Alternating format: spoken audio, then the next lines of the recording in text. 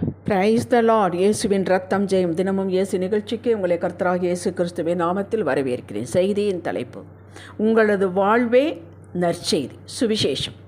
ஆதார வசனம் அப்போஸ்தலர் 1:5. ஆகையால் நீங்கள் எருசலேமை விட்டு போகாமல் என்னிடத்தில் கேள்விப்பட்ட பிதாவின் வாக்குத்தத்தம் நிறைவேற காத்திருங்கள் என்று கட்டளையிட்டார். இயேசு கட்டளையிட்டார். கிறிஸ்துவின் சுதந்திர வழிகளே, மேற்கண்ட வாக்கியத்தின் இடம், பொருள், காலம் நீங்கள் அறிந்ததே. இருப்பினும் உங்களுக்கு நான் ஞாபகப்படுத்துகிறேன். இயேசு கல்வாரியின் பாடுகளுக்கு பின்பு 40 நாட்கள் அப்போஸ்தலர்களுக்கு தரிசனமாகி தேவனுடைய ராஜ்யத்துக்கு உரியவர்களை அவர்களுடனே பேசி அநேகம் தெளிவான திருஷ்டாந்தங்களினாலே அவர்களுக்கு தம்மை உயிரோடு இருக்கிறவராக காண்பித்தார். தேவ திட்டம் முழுவதுமாக நிறைவேற வேண்டிய காலம் சமீபித்து விட்டது. இவர்கள் யாவரையும் பரிசுத்த ஆவியினால் நிரப்பி அபிஷேகித்து மத்தேயு 28:19-20 மார்க் 16:15 குறிப்பிட்டுள்ளபடி இவர்கள் உலகெங்கும் போய் சர்வ சிருஷ்டிக்கும் சுவிசேஷத்தை பிரசங்கிக்க வேண்டும். இந்த பணிக்கு அவர்களை ஆயத்தப்படுத்திவிட்டு, நீங்கள் எருசலேமை விட்டு போக வேண்டாம். 2 காரியங்கள் சொன்னார். நீங்கள் எருசலேமை விட்டு போக வேண்டாம், அங்கேயே காத்திருங்க. இது 2வது. விட்டு போக வேண்டாம், எருசலேமை விட்டு போக வேண்டாம், அங்கேயே காத்திருங்க. பிதாவின் வாக்குத்தத்தம் என்னிடத்தில் நீங்கள் கேள்விப்பட்டிருக்கிறீர்கள், அது நிறைவேறும் வரை காத்திருங்கள். அது நிறைவேறும், நான் தான் நிறைவேற்றப் போகிறேன், அதுவரை காத்திருங்கள் என்று சொன்னார். நான் சொன்ன இடத்தில் இருங்கள், விலகி போய்விடாதீர்கள், காத்திருங்கள். அதற்கு பின்பு நான் மாம்சமான யாவர் மேலே ஆவியை ஊற்றுவேன். அப்பொழுது உங்கள் குமாரரும் உங்கள் குமாரத்திகளும் தீர்க்க தரிசனம் சொல்லுவார்கள். உங்கள் மூப்பர் சொப்பனங்களையும் உங்கள் வாலிபர் தரிசனங்களையும் காண்பார்கள். ஊழியக்காரர் மேலும் ஊழியக்காரிகள் மேலும் அந்நாட்களின் ஆவியை ஊற்றுவேன். இது யோவேல் தீர்க்கதரிசி காலத்தில் அவர் சொன்னது. 2:28-29. இந்த வார்த்தை, இந்த தீர்க்க தரிசனம் இப்பொழுது நிறைவேறப் போகிறது. இந்த வாக்குத்தத்தம் நிறைவேற காத்திருங்கள் என்றார். இது நிறைவேறும் போது, பரிசுத்த ஆவி உங்களிடத்தில் வரும்போது நீங்கள் பலனடைந்து பூமியின் கடைசி பரியந்தம் எனக்கு சாட்சிகளாக இருப்பீர்கள் என்றார். இது அப்போஸ்தலர் 1:8 பதிவு செய்யப்பட்டுள்ளது.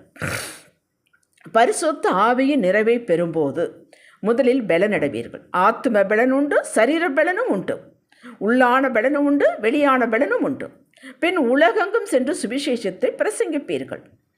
எருசலேமை விட்டு விலக வேண்டாம், காத்திருங்கள். இதுதான் இவர்களுக்கு கிடைத்த கட்டளை. 11 அப்போஸ்தலர்கள் இன்னும் மறைந்து போன யூதாஸ் காரியத்திற்கு பதிலாக ஒருவரை தேர்ந்தெடுக்கவில்லை.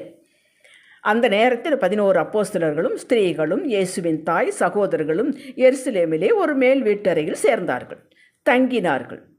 எவ்வளவு நாட்கள் ஆகும் என்று யாரும் கேட்கவில்லை. எப்படி பரிசுத்த ஆவியினால் நிரப்புவீர்? கேட்கவில்லை. இதற்கு அடையாளம் என்ன? கேட்கவில்லை.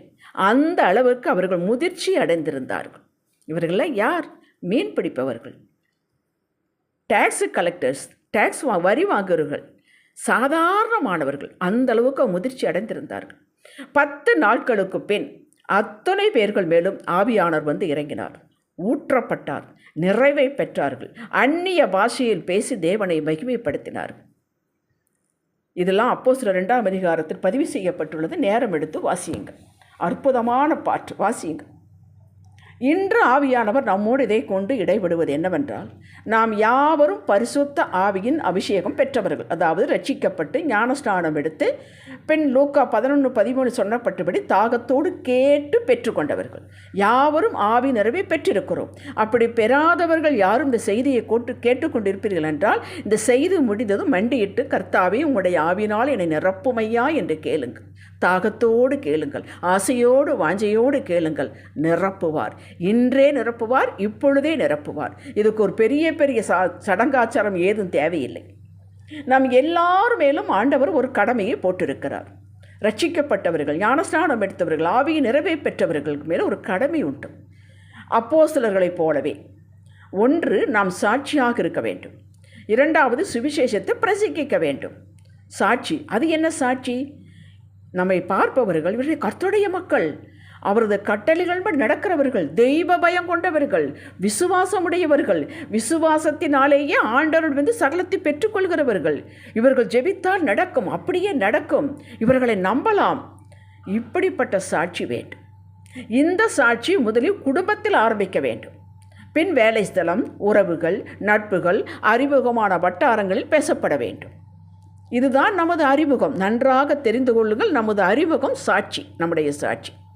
இரண்டாவது, சமயம் வாய்த்தாலும் வாய்க்காவிட்டாலும் ஜாக்கிரதையாய் திருவசனத்தை பிரசங்கம் பண்ணு என்று ஆண்டவர் கட்டளையிட்டிருக்கிறார். 2 தீமோத்தேயு 4:2 வாசிக்கலாம். நாம் யாவரும் எந்த நிலையில் இருந்தாலும் எந்த வயதில் இருந்தாலும் இதை செய்ய வேண்டும். சாட்சியாக வாழ்ந்து சுவிசேஷத்தை சொல்ல வேண்டும். உலகெங்கும் நாம் செல்லாவிட்டாலும் நம்முடைய வீட்டுக்கு அருகில் இருக்கிற வேலை ஸ்தலத்திற்கும் நட்பு வட்டாரங்களை, உறவுகள் வட்டாரங்களை நாம் சொல்ல வேண்டும். அதற்கு முதல் நமக்கு சாட்சி வேண்டும்.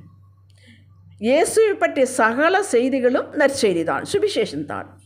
இதெல்லாம் பெரிய பெரிய பாஸ்டர்கள் செய்வார்கள், நமக்கெல்லாம் இல்லை, நம்மளாலாம் முடியாது, நமக்கு ஒன்று தெரியாது என்ற சிந்தனையில் கூட எண்ணாதிருங்கள். நான் உதாரணம் சொல்கிறேன். தென்கொரியாவில் பால்யாங்கிச்சோ அவர்கள் பெரிய ஒரு ஊழியக்காரை கேள்விப்பட்டிருவீர்கள், அப்படி மறைந்து விட்டார். அவர் 17 வயதில் இருக்கும் பொழுது அவர் புத்த மதத்தை சார்ந்தவர். தென்கொரியாவில் வடகொரியா எல்லாம் புத்த மதத்தை சார்ந்தவர். அவருக்கு நோய்வாய்ப்பட்டு காச நோய் வந்துவிட்டது. படுத்த படுக்கை ஆகிவிட்டார். அப்பப்போ ரத்தம் வரும், அப்பப்போ இருமல் வரும். டாக்டர் கைவிட்டு விட்டார்கள், இன்னொரு 3-6 மாதங்கள் தான் இருப்பார்கள் என்று. அப்பொழுது அவர் ஜெபித்து கொண்டு, என்ன ஜெபம்? புத்தரை பார்த்து நோக்கி அவர் வணங்கின கடவுளை பார்த்து கேட்டுக்கொண்டே இருந்தாராம்.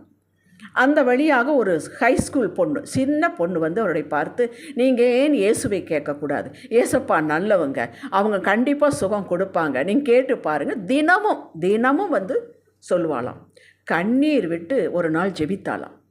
அப்பொழுது இதையே பழக்கமாக வைத்து கொண்டாள். வருவாள், ஏன் செய்யக்கூடாது, நீங்கள் கேளுங்களே என்று கெஞ்சுவாள், ஜெபிப்பாள், போய்விடுவாள். சின்ன பெண் இவருடைய உள்ளத்தை தொட்டது. இவர் எல்லாவற்றை தூக்கி எறிந்துவிட்டு அந்த இயேசுவை, அந்த ஜீவனுள்ள தேவனை, காணாத தேவனை மன்றாடினார். உடனே சுகம் கிடைத்தது. எழும்பினார், சாட்சியாக வாழ ஆரம்பித்தார். தென்கொரியாவில் 5 லட்சம் மக்கள் ஞாயிற்றுக்கிழமை கூடக்கூடிய உலக தென்னாசியாவிலே பெரிய சபை அவருடையது தான். கேட்டீர்களா? யார் சொன்னது? ஒரு சின்ன பெண். இது மட்டுமா? இன்னொரு உதாரணம் சொல்கிறேன். 2 ராஜாக்கள் 5ஆம் அதிகாரத்தை நீங்கள் எல்லாம் தெரிந்தது தான், உங்களுக்கு ஞாபகப்படுத்துகிறேன். அசிரீரியா சேனை தலைவன் நாகமான், அவனுக்கு குஷ்டரோகம் உடம்பில், அதை மூடி மறைத்து வைத்து கொண்டிருந்தான். இஸ்ரவேலில் படையெடுத்து நிறைய பேர் கைதியாக கொண்டு போனார்கள். அதில் ஒரு சிறு பெண், அந்த சிறு பெண்ணை, அந்த இஸ்ரவேல் சிறுமியை தங்கள் வீட்டு வேலைக்கு அமர்த்தி கொண்டான். அவள் இதை பார்த்ததும் அவளுடைய நாகமானுடைய ஒய்ஃபிடம் சொல்லுகிறாள், அந்த ஆண்டவர் சமாரியாவுக்கு போனால் தீர்க்கதரிசி சுகப்படுத்துவார் என்று சொல்லுகிறாள். அவள் அப்படியே சொன்னால், நாகமான் வந்தால் இதை படித்து பார்த்துக்கோங்க, சுகம் பெற்றான், ஆத்தும சுகமும் பெற்றான், ரட்சிக்கப்பட்டான். ஒரு சிறு பெண்ணுங்க, அடிமை பெண்ணுங்க, வேலைக்கு போனவ. அந்த சுவிசேஷம் சொல்லவில்லையா? வேதத்தில் அவளை எப்படி எழுதி வைக்கவில்லையா? சின்ன விஷயத்தை சொல்லுங்கள், பெரிய பெரிய விஷயங்கள்லாம் தேவையில்லை. சின்ன விஷயத்தை, சின்ன சத்தியத்தை எடுத்து சொல்லுங்கள். எல்லாமே அணுகுண்டு போல, சத்தியம் எல்லாமே அணுகுண்டு போல. அடுத்து இன்னொரு உதாரணம் சொல்கிறேன். 2 ராஜாக்கள் 7ஆம் அதிகாரம் 8-9 வசனங்களை படியுங்கள். சமாரியாவை அசிரிய ராஜ இராணுவம் சூழ்ந்து கொண்டது, முற்றுகை போட்டு விட்டான். சமாரியாவுக்கு உள்ளிருந்து யாரும் வெளியே போக முடியாது, வெளியிலிருந்து யாரும் உள்ளே வர முடியாது. அவ்வளோ பஞ்சம் விட்டது, கொடிய பஞ்சம். அப்பொழுது ராஜா தீர்க்கதரிசி எலிசா தீர்க்கதரிசி வார்த்தையை கேட்கிறான். எலிசா தீர்க்கதரிசி சொல்லுகிறான், நாளைக்கு இந்நேரம் உங்களுக்கு இவிடையெல்லாம் நடக்கும், பெரிய காரியம் நடக்கும் என்று எலிசா சொல்லுகிறார். அப்பொழுது இது எப்படி நடக்கும் யாருக்கு தெரியாது. ஆண்டவரே எல்லாம் போய்விட்டார்கள். ஆனால் எலிசா தீர்க்கதரிசி சொல்லிவிட்டால், நாளைக்கு இந்நேரம் பெரிய காரியம் நடக்கும், 2 படி வார்கோதுமை இப்படி நடக்கும், 1 படி வார்கோதுமை, 1 களம் வார்கோதுமை இப்படி விற்கும், நாளைக்கு நடக்கும், திருப்தியாக சாப்பிடுவீர்கள் என்றான். நம்புவதற்கு ஏதுவே இல்லை, எல்லாம் போய்விட்டார்கள். பின் ஆண்டவர் என்ன செய்தார்? அந்த இராணுவம் முற்றுகின்ற இடத்திலே போய் அந்த அசிரியர் இராணுவத்திற்கு ரதங்களின் இரைச்சல்களையும் குதிரைகளின் இரைச்சலையும் மகா இராணுவத்தின் இரைச்சலையும் கேட்க பண்ணினார். சத்தம் தாங்க அவங்களுக்கு கேட்டது. அப்படி ஒரு இராணுவம் வரல. அவனுக்கு பயந்து விட்டார்கள். எல்லாவற்றையும் போட்டுவிட்டு துண்டக்கானம் துணிக்கானம் ஓடியே போய்விட்டார்கள். கொண்டு வந்த சகல காரியங்களும் போட்டுவிட்டு போய்விட்டார்கள். இப்போது சமரியாவுக்குள்ளே 4 குஷ்டரோகிகள். இந்த குஷ்டரோகிகளுக்கு உள்ளேயும் சாப்பாடு, நல்லவங்களுக்கே சாப்பாடு இல்லை. அப்புறம் இவங்களுக்கு எப்படி சாப்பாடு கிடைக்கும்? இங்கேருந்து சாகிறத விட நம்ம வெளியில் அந்த இராணுவத்துக்கு போவோம், எதிரியின் இராணுவத்துக்கு போவோம், கொடுத்தா சாப்பிடுவோம், கொடுக்கல அவங்க கையிலையாவது சாவோம் என்று வருகிறார்கள். பார்த்தால் எல்லாம் கூடாரத்தில் அப்படியே இருக்கிறது. சாப்பிட்டார்கள், புசித்தார்கள், குடித்தார்கள். உடனே 4 பேரும் பேசிக்கொள்கிறார்கள். ஐயோ, இது நற்செய்தி சொல்லுகிற நேரம் அல்லவா, நாம் செய்கிறது நியாயமல்ல, இந்த நாள் நற்செய்தி அறிவிக்கும் நாள், நாம் மௌனமாக இருந்து பொழுது விடியமட்டு காத்திருந்த குற்றம் நம்மேல் சுவரும், இப்போதே நாம் போய் ராஜாவின் அரமனையாருக்கு இது அறிவிப்போம் என்று மாறுகிறார்கள். நான் குஷ்டரோகிகள், எல்லாராலும் அருவறுக்கப்பட்டவர்கள் சொல்கிறார்கள். போய் செக் பண்ணி பார்க்கிறார்கள். அப்படியே போய் சகலத்தையும் எடுத்துக்கொண்டார்கள், சகலத்தையும் மீட்டுக்கொண்டார்கள். அதை வாசித்து பாருங்கள், ரொம்ப சுவாரஸ்யமாக இருக்கும். இப்பொழுது நற்செய்தி சொன்னது யார்? 4 குஷ்டரோகிகள், மக்களால் தள்ளி வைக்கப்பட்டவர்கள், அருவறுக்கப்பட்டவர்கள். அவர் ஊருக்குள் வர முடியாது. ட்ரெஸ்ஸில் மணிகளை கட்டி கொண்டு தான் வர முடியும். மணி எடுத்தால் குஷ்டர் தீட்டு தீட்டு என்று ஓடிவிடுவார்கள். அவர்கள் மூலமாக அந்த சமாரியா பட்டணமே ரட்சிக்கப்பட்டது. சாப்பாடு கிடைக்குது, பாதுகாப்பு கிடைத்தது, விடுதலை கிடைத்தது. யோசித்துத்தான் பாருங்களேன். சரி, இதையெல்லாம் கேட்ட உடனே நாமும் சுவிசேஷம் சொல்லுவோம் என்ற நிலைவுக்கு நாம் வந்துவிட்டோம். அப்படி வைத்துக்கொள்வோம். ஓகே, ஒரு உதாரணம் சொல்லுகிறேன். நாம் நோய்வாய்ப்பட்டு இருமிக்கிட்டு தரித்திரமாக இருந்துக்கிட்டு வீட்டில் சண்டை போட்டுக்கொண்டு வீட்டில் இவங்க எங்கேயாவது போயிட்டா பரவாயில்லன்னு சொல்கிற அளவுக்கு ஒரு ஆர்கியூ பண்ணிக்கொண்டு எது எடுத்தாலும் விதண்டாவாதம் பேசிக்கொண்டு இருந்து நாம் ஒருவருக்கு போய் நற்செய்தியை சொல்லும்போது அவர் என்ன நினைப்பார்கள்? முதல்ல போய் நீங்கள் சுகமாயிட்டு வாங்க, கர்த்தர் நல்லவர், சுகம் கொடுப்பார், அவரிடம் வந்தால் சுவாபம் மாறும், தரித்திரம் மாறும், அவர் அதற்காகத்தான் மரித்தார் என்று சொல்லுவோம் என்று வைத்துக்கொள்வோம். கேட்குறவன் என்ன நினைக்க மாட்டான்? முதல்ல போய் நீ சுகமாயிட்டு வா, உன் தரித்திரம் தீரட்டும், அப்புறம் பார்க்கலாம் என்று. அப்படி தானே? முதலில் நம்முடைய சாட்சி நமக்கு வேண்டும். நம்ம திடகாத்திரமாக எழுப்பி நிற்க வேண்டும். வீட்டில் சாட்சி வேண்டும். கணவன் மனைவிக்கு நல்ல உறவு இருக்க வேண்டும். எதற்கெடுத்தாலும் சண்டை போட்டு கொண்டு இருக்கக்கூடாது, ஆர்கியூ பண்ணி கொண்டு இருக்கக்கூடாது. ஆர்கியூ பண்ணுவதனால், சண்டை போடுவதால் லாபம் என்றால் செய்யுங்கள், அது நஷ்டம் நஷ்டம் நஷ்டம். அதையெல்லாம் விட்டு விடுங்கள். நோய்க்கு எடுத்து வசனத்தை வாசியுங்கள், சுகம் பெறுங்கள். சுகம் கட்டாயம் கிடைக்கும். ஏன் கிடைக்காது? சுகம் கொடுக்கத்தானே அவர் கல்வாரியில் மரித்தார். நாம் சுகமாக வாழ வேண்டும் என்பதற்காகத்தானே கல்வாரியில் மரித்தார், உயிர்த்தார். டிமாண்ட் பண்ணி கேளுங்கள்.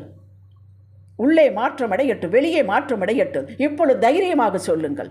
வாருங்கள், சபைக்கு ஒரு விசை வாருங்கள், ஜெபம் பண்ணி பாருங்கள், உங்களுக்கு எல்லாம் மாறும் என்று சொல்லுங்கள். அவர்கள் நினைப்பார்கள், ஆம், இவர்கள் முந்தி அப்படி இருந்தார்கள், இப்படி மாறிவிட்டார்கள், இதில் ஏதோ ஒன்று இருக்கிறது என்று வருவார்கள் அல்லவா? இதுதான் சாட்சி. இதுதான், இப்படித்தான் நற்செய்தி சொல்ல வேண்டும். உள்ளும் புறமும் நாம் சாட்சியாக இருக்க வேண்டும். நான் அப்படி இருந்தேன் ஒரு காலத்தில், இப்போது இப்படி இருக்கிறேன் என்று நம்முடைய எல்லா பேராமீட்டரையும் நாம் காட்ட வேண்டும். நம் வாழ்வில் கர்த்தர் என்ன செய்தார், எப்படி மாறியுள்ளோம் என்பதை ஹைலைட் பண்ணி காட்ட வேண்டும். நம்மை ஹைலைட் பண்ணி கொண்டிருக்கூடாது. நான் அப்படி கஷ்டப்பட்டனாக்கு, இப்படி கஷ்டப்பட்டனா, அப்படி வேதனைப்பட்டேன், இப்படி சீக்கில் இருந்தேன். நம்மை ஹைலைட் பண்ணக்கூடாது. கர்த்தர் என் வாழ்வில் என்ன செய்தார், கர்த்தர் என் வேலையில் என்ன செய்தார், என் குடும்பத்தில் என்ன செய்தார், என் பிள்ளைகளை என்ன மாற்றம் கொண்டு வந்தார். கர்த்தர் கர்த்தர் இயேசு இயேசு, அவரை முற்படுத்துங்கள், அவரை முன்னிலைப்படுத்துங்கள். இதுதான் விசேஷம். எப்படி மாறியுள்ளோம் என்பதை ஹைலைட் பண்ணி காட்ட வேண்டும். இதற்கு நமக்கு தேவை, ஒன்று, அவரை விட்டு விலகக்கூடாது, ஒரு நாளும் விலகக்கூடாது. அவருடைய கிருபையே நாம் சார்ந்திருக்க வேண்டும். நாம் கர்த்தரை தேடுவது, ஒழுங்கு கிரமமாக இருப்பதை முதலில் வீட்டில் காண வேண்டும். வீட்டில் கணவர்களுக்கு, வீட்டு தலைவர்களுக்கும் நான் சொல்லுகிறேன், வீட்டு தலைவிகளுக்கும் சொல்லுகிறேன், உங்களுடைய சாட்சி முதல் வீட்டில் இருக்க வேண்டும். உங்கள் கணவர் சொல்ல வேண்டும், நான் சபைக்கு போவதில்லை, நான் இன்னும் இயேசு ஏற்றுக்கொள்ளவில்லை, ஆனால் என் மனைவி தொடர்ந்து செய்கிறாள், நான் என்ன பண்ணினாலும் அவரை குத்தமாய் காண்பதே இல்லை, அப்போ அதில் அவ்வளவு நல்ல காரியங்கள் இருக்கும் போல் இருக்கிறது என்று கணவன் திருந்த வேண்டும். உங்களை கற்புள்ள நடத்தியாலும் உங்களுடைய செய்களாலும் அந்த ஆத்துமாவை சுதந்திரித்துக் கொள்ளுங்கள் என்று தானே வேதத்தில் இருக்கிறது. அப்படி பிள்ளைகளாகட்டும் சரி, முதியவர்களாகட்டும் சரி, வீட்டில் சாட்சி வேண்டும். வீட்டில் ஒருவருக்கொருவர் நற்சாட்சி வேண்டும். வீட்டில் சாட்சி இல்லாமல் வெளியில் சாட்சி பெறுவது என்பது மாயை, அது மறந்து விடுங்கள். வீட்டில் நல்ல சாட்சி இருக்க வேண்டும். இரண்டாவது, அவர் கொடுத்த வாக்குத்தத்தங்கள் கொடுக்க, சபைக்கு நீங்கள் போகுவது வருவதை பார்க்கிறார்கள், சந்தோஷமாக இருப்பதை பார்க்கிறார்கள், அமைதியாக இருப்பதை பார்க்கிறார்கள், என்ன கஷ்டம் வந்தாலும் அதை நீங்கள் டேக்கிள் பண்ணுவதை பார்க்கிறார்கள். மக்கள் பார்க்கிறார்கள்ங்க, நீங்கள் பார்க்கவில்லை என்று நினைக்காதீர்கள், பார்த்து கொண்டு தான் இருக்கிறார்கள்.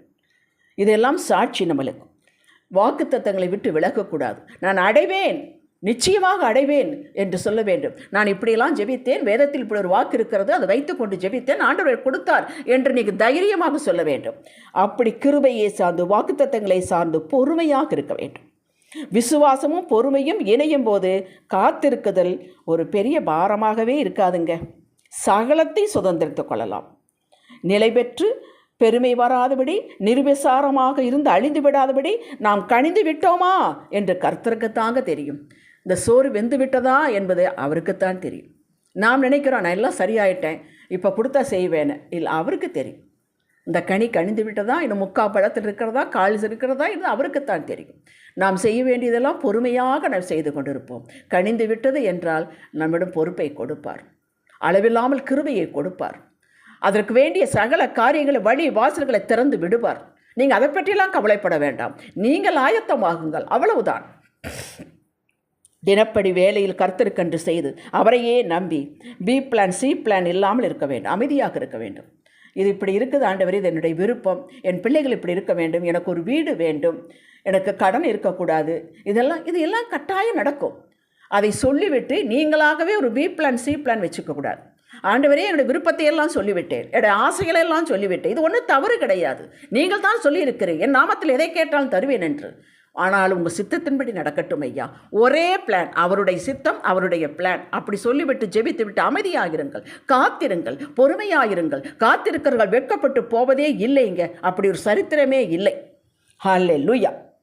மகிழ்ச்சியாக இருக்க வேண்டும், அதுதான் நீங்கள் காத்திருக்கிறதுக்கு அடையாளம். சந்தோஷமாக இருக்க வேண்டும், காத்திருப்பதற்கு அதுதான் அடையாளம். பொறுமையாக இருக்க வேண்டும், அதுதான் அடையாளம். மலைகளை, பெரிய பர்வதங்களை பெயர்த்து போடுகிறவர், புரட்டி போடுகிறவர், எவ்வளவு பெரிய தடையாக இருந்தாலும் தள்ளிவிட்டு ஆசீர்வாதங்களை கொண்டு வந்து குவிப்பார் உங்கள் வீட்டில். ஹல்லேலூயா. இது நிச்சயம் நடக்கும். யாருக்கு நடக்கும்? உங்களுக்குத்தான். இந்த செய்தியை கேட்டுக்கொண்டிருக்கிற உங்களுக்குத்தான். ஐயோ, எனக்கே நடக்குமா? கட்டாயம் நடக்கணும், இப்படிலாம் தப்பு பண்ணிகிட்டு இருக்கிறேனே, இன்னும் நான் திருந்தவே இல்லையே. திருந்திக் கொள்ளலாம். சின்ன சின்ன தவறுகள் தான். இன்றே நீங்கள் விட்டு விடுங்கள், உங்களால் முடியும். நீங்கள் கர்த்தருடைய பிள்ளை, அவர் உங்கள் தகப்பன், பரம தகப்புடைய பிள்ளை. இப்படி இருக்க வேண்டிய அவசியம் இல்லை. இது யாரும் உங்களுக்கு சொல்ல வேண்டியதில்லை, நீங்களாக விட்டு விடுவீர்கள். நான் உங்களுக்கு சொல்கிறேன், இதிலிருந்து முழுவதுமாக நீங்கள் விடுதலை அடைவீர்கள். மனப்பூர்வமாய் அவர் மேல் நேசம் கொண்டு வார்த்தைக்கு கீழ்ப்படிந்து நடவுங்கள். கிருபை உங்கள் மேல் இருக்கிறது. அந்த கிருபை ஏன் வேலை செய்யவில்லை என்றால் உங்களை நீங்களே குற்றப்படுத்தி கொண்டு எழும்பவில்லை, அவ்வளவுதான். எழும்புங்கள், மன்னிப்பு கேளுங்கள், மறுபடியும் அதை திரும்பி பார்க்காதீர்கள். ஹல்லேலூயா. சுகம் அடைவீர்கள், பலன் அடைவீர்கள். மன்னித்து விடுங்கள். கசப்பு வேண்டாம், வெறுப்பு வேண்டாம். அதை வைத்துக்கொண்டு என்ன செய்ய போகிறீர்கள்? அது உள்ளுக்குள்ளே இருந்து கேன்சர் மாதிரி உங்களை அரித்து கொண்டு இருக்கும். அத்தனையும் விட்டு விடுங்கள். ஹல்லேலூயா. செழிப்படைவீர்கள், நிதானமாக இருப்பீர்கள். உங்களை ஒன்றும் அசைக்க முடியாது. ஆண்டவர் கட்டளை ஆசையோடு செய்வீர்கள். அது உங்களுக்கு பாரமாகவே இருக்காது. செய்து பாருங்களேன். ஹல்லேலூயா. ஜெபிக்கலாம். தகப்பனே, நாங்கள் உங்களது கிருபையின் நிறைவை பெற்றவர்கள். ஆம், உங்களுடைய இரத்தத்தினாலே கழுவப்பட்டவர்கள், உங்களுடைய பங்காளி, உங்களுடைய சுதந்திரம், உங்களுடைய ஜனம். எங்களது உள்ளான வெளிப்புற மாற்றம் அடைய வேண்டும் ஐயா. இதுவே வாழ்வினுடைய சாட்சியாக இருக்கட்டும், இதுவே சுவிசேஷமாக இருக்கட்டும். எங்களால் முடியவில்லை தான், சில காரியங்கள் எங்களால் முடியவில்லை கர்த்தாவே, அதையெல்லாம் நாங்கள் பெயரிட்டு உம்முடைய பாதத்தில் வைக்கிறோம். இன்றே அது புரட்டி போட்டு விடுவீராக, எங்கள் எல்லைகள் இல்லாமல் செய்து விடுவீராக, நல்ல சாட்சியாக எங்களை நிறுத்துவீராக. அதற்கடுத்து சுவிசேஷம் சொல்வதற்கு வாசல்களை திறந்து விடுவீராக. நாங்கள் சொல்லும் பொழுது அவர்கள் கேட்கும்படி அவருடைய மனதை திறந்து விடுவீராக. அவர்களும் விடுதலை ஆகட்டும், அவர்களும் வாழட்டும் ஐயா. உம்மிடத்தில் ஓடி வரட்டும் சுவாமி. உம்மிடத்தில் மட்டும்தான் விடுதலை உண்டு, உம்மிடத்தில் தான் சுகம் உண்டு, உம்மிடத்தில் தான் நல்ல வாழ்வு உண்டு. வந்து வாழட்டும், என் மக்கள் வாழட்டும், தமிழ்நாடு மக்கள் வாழட்டும், இந்திய மக்கள் வாழட்டும் அப்பா. ஹல்லேலூயா. இயேசுவே நாமத்தில் பிதாவே, ஆமேன். ஹல்லேலூயா.